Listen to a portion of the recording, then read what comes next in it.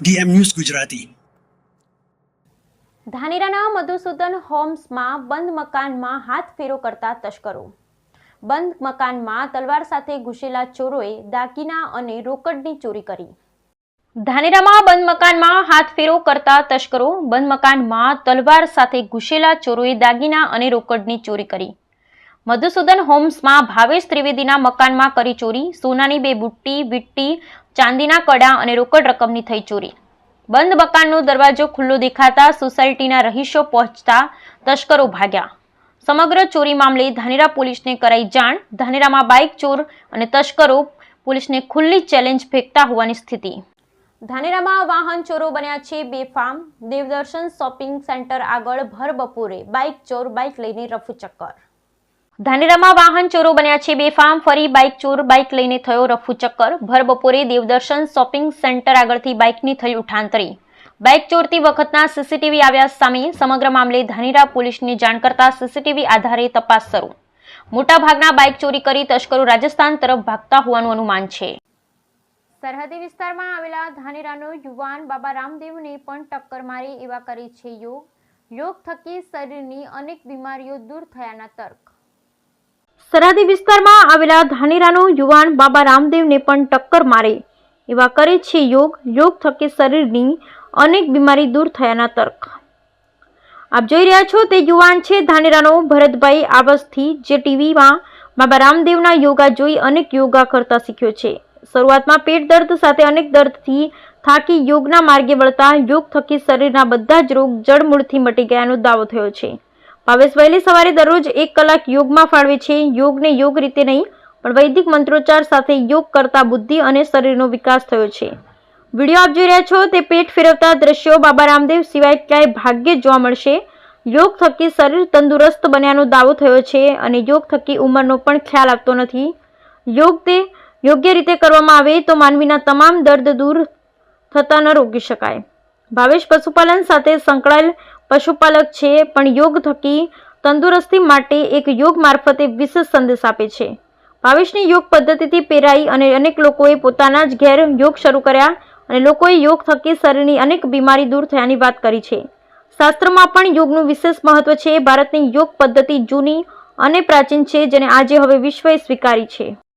હું ભાવેશભાઈ પશુપાલક તરીકે વ્યવસાય કરતા હતા અને ભાવેશભાઈ પશુપાલન તરીકે વ્યવસાય તો કરતા હતા, પણ તેની સાથે સાથે યોગ પણ કરી રહ્યા છે। એ યોગ દ્વારા ઘણા બધા એવા વ્યક્તિઓને તેઓ યોગ શીખડાવ્યો અને તેમની શરીરમાં રહેલી દુઃખને દૂર કર્યું।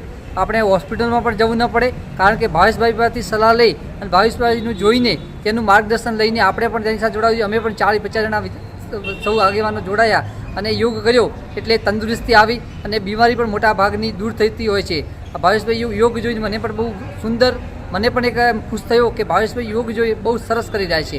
એ પ્રેરણાદાયી અને ખૂબ છે, એટલે એનો લાભ પણ આપણે લેવો જોઈએ। અમે પણ લઈ રહ્યા છીએ અને ખૂબ સરસ કરી રહ્યા છે ભાવેશભાઈ। યોગ એક સાધના છે। યોગ આ સાધના હું કમસે કમ 10 વર્ષથી હું આ યોગ કરું છું। યોગના એક પ્રકારના ફાયદા નથી, યોગના અનેક પ્રકારના ફાયદા થાય છે। યોગ હું બાબા રામદેવને ફોલો કરું છું। યુટ્યુબ, ફેસબુક, ટ્વિટર ઉપર હું એમને રાત દિવસ એમને હું ફોલો કરી એમનાથી હું આ યોગ શીખ્યો છું, બરાબર।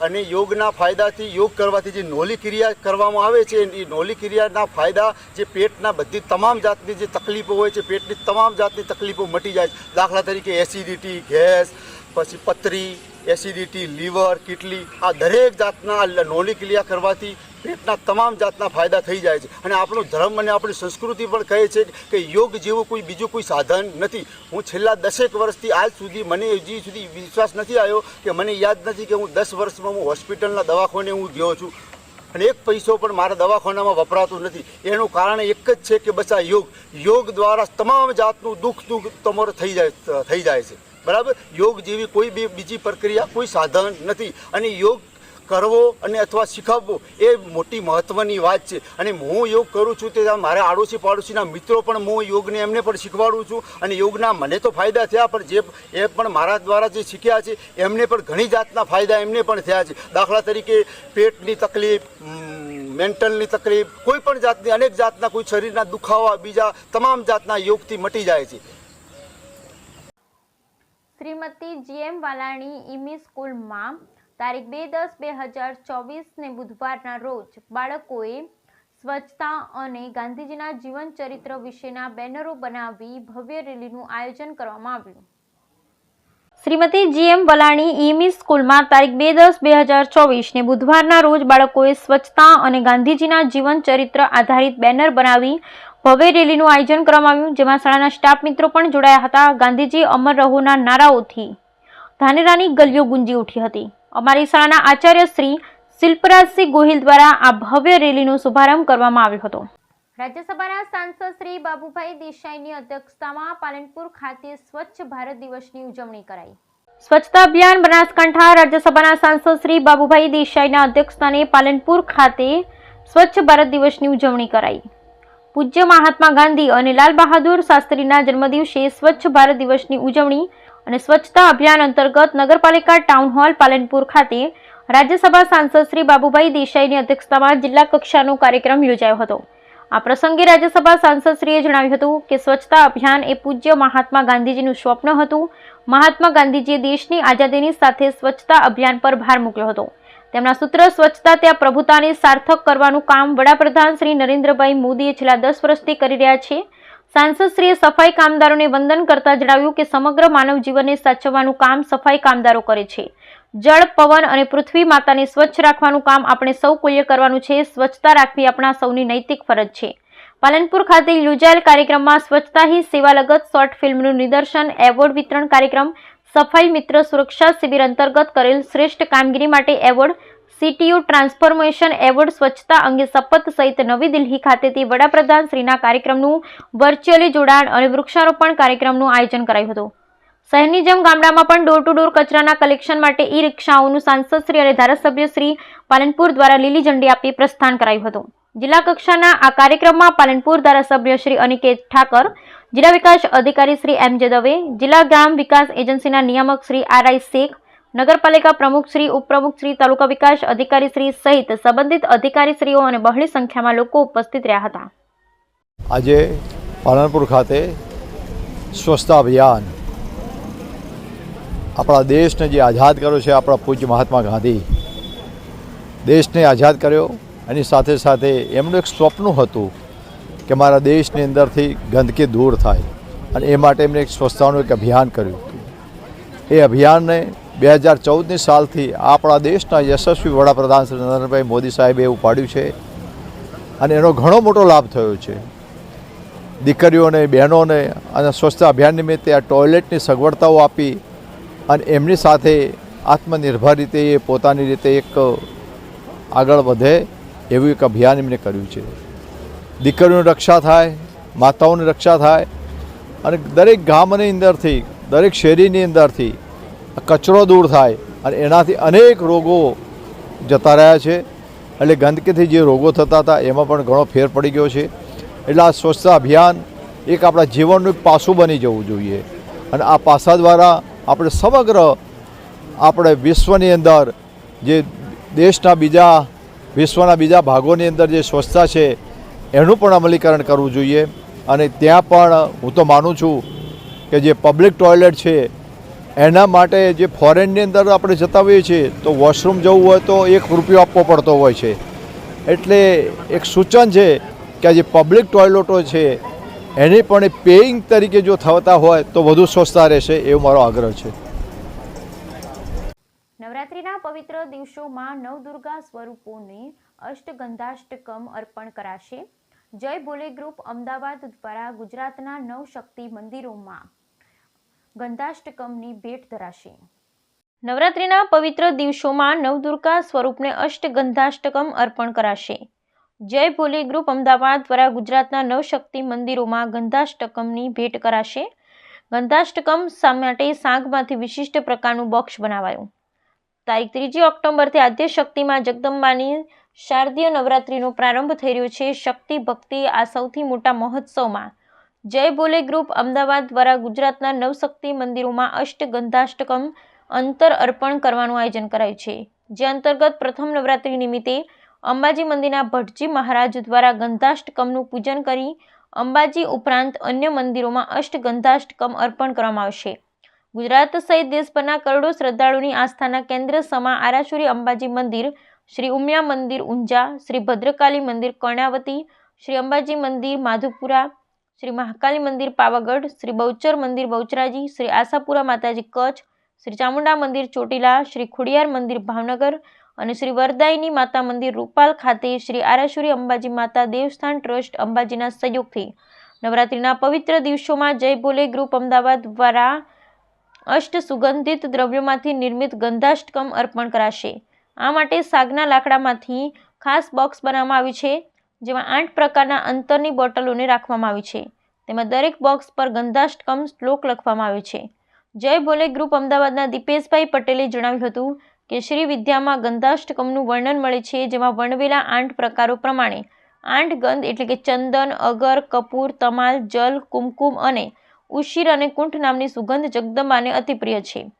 નવરાત્રિના પવિત્ર પર્વ નિમિત્તે નવદુર્ગા સ્વરૂપને અષ્ટગંધાષ્ટકમ અર્પણ કરવાનું સૌભાગ્ય મળ્યું એ બદલ અમે ધન્યતા અનુભવીએ છીએ.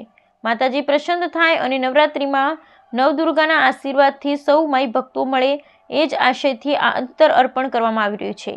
નવરાત્રિના 9 દિવસ અલગ અલગ મંદિરોમાં શાસ્ત્રોક્ત વિધિ વિધાન સાથે આ ગંધાષ્ટકમ અર્પણ કરવામાં આવશે, જેનો લાભ લેવા જય ભોલે ગ્રુપ દ્વારા ભાવિક ભક્તોને આમંત્રણ પાઠવવામાં આવ્યું છે.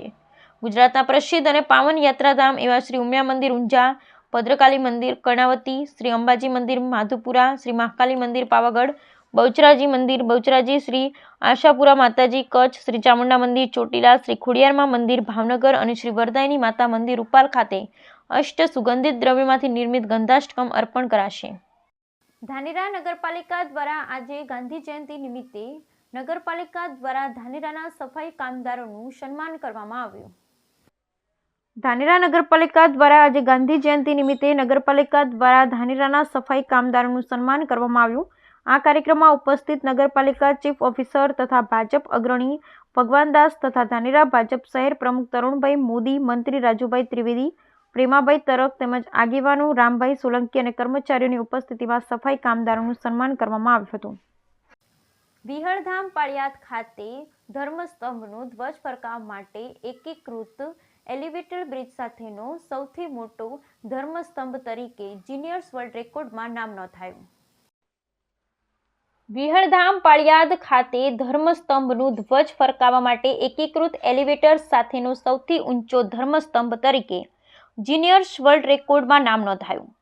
તારીખ 2/10/2024 મંગળવારના રોજ સૌરાષ્ટ્રની જગવિખ્યાત પરમ પૂજ્ય શ્રી વિશામણ બાપુની જગ્યા વિહળધામ પાળિયાદ ખાતે ધર્મસ્તંભ ધજાગૃહનું ધ્વજા ફરકાવવા માટે એકીકૃત એલિવેટર સાથેનો સૌથી ઊંચો ધર્મસ્તંભ તરીકે જીનિયર્સ વર્લ્ડ રેકોર્ડમાં નામ નોંધાયું હતું. આ તકે શ્રી આનંદ રાજેન્દ્ર નંદજી વર્લ્ડ રેકોર્ડના નિર્ણાયક, Ruby cube ambassador of India અને શ્રી આનંદ રવિકુમાર આ પ્રસંગે પાળિયાદ ઉપસ્થિત રહી એમના હસ્તે જગ્યાના ગાદીપતિ પરમ પૂજ્ય શ્રી 1008 મહામંડલેશ્વર નિર્મળાબા ઉનડા બાપુ તેમજ જગ્યાના સંચાલક પૂજ્ય શ્રી ભૈલુ બાપુને આ પ્રમાણપત્ર અર્પણ કરવામાં આવ્યું હતું.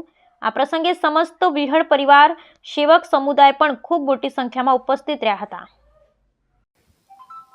દિયોદર ગ્રામ પંચાયત દ્વારા સિહોરી ચોકડીથી ખીમાણા હાઈવે સુધી નવી એલઈડી લાઇટની સુવિધા મળી, નવરાત્રિમાં રોશની. અજવાળું દિયોદર ગ્રામ પંચાયત દ્વારા સિહોરી ચોકડીથી ખીમાણા હાઈવે સુધી નવીન એલઈડી લાઇટની સુવિધા મળી, નવરાત્રિમાં રોશની. નવરાત્રિ તહેવારને ધ્યાને લઈ સ્થાનિક લોકોને સેફટી મળે તે માટે આયોજન. આજથી માં અંબાની આરાધના એટલે કે નવલા નોરતાની શરૂઆત થઈ છે, જેમાં દિયોદર શહેરમાં વિવિધ શેરીઓમાં ગરબાની રમઝટ જામશે. તેના અનુસંધાને દિયોદર ગ્રામ પંચાયત કચેરી દ્વારા દિયોદરને રોશની આપવા સારું દિયોદર સિહોરી ચોકડીથી ખીમાણા 3 રસ્તા સુધી એલઈડી લાઇટ નાખવાની કામગીરી શરૂ કરી દેવામાં આવી છે, જેમાં નવરાત્રિ મહોત્સવ દરમિયાન ગ્રામીણ વિસ્તાર તેમજ હાઈવે વિસ્તાર પરથી આવતા ખેલૈયાઓ મોડી રાત્રિએ નીકળી શકે તે માટે ખાસ વિશેષ આયોજન કરાયું છે. આજથી દિયોદર શહેર તેમજ હાઈવે વિસ્તાર પર રાત્રિના સમયે બહારથી આવતા લોકોને પણ કોઈ તકલીફ ન પડે તે માટે ગ્રામ પંચાયત કચેરી દ્વારા વિશેષ તહેવારોને ધ્યાને રાખી આયોજન કરવામાં આવ્યું છે. દિયોદર હાઈવે વિસ્તાર પર રોશની જોવા મળતા દિયોદર નગરજનોએ પણ ગ્રામ પંચાયત કચેરીનો આભાર વ્યક્ત કર્યો છે.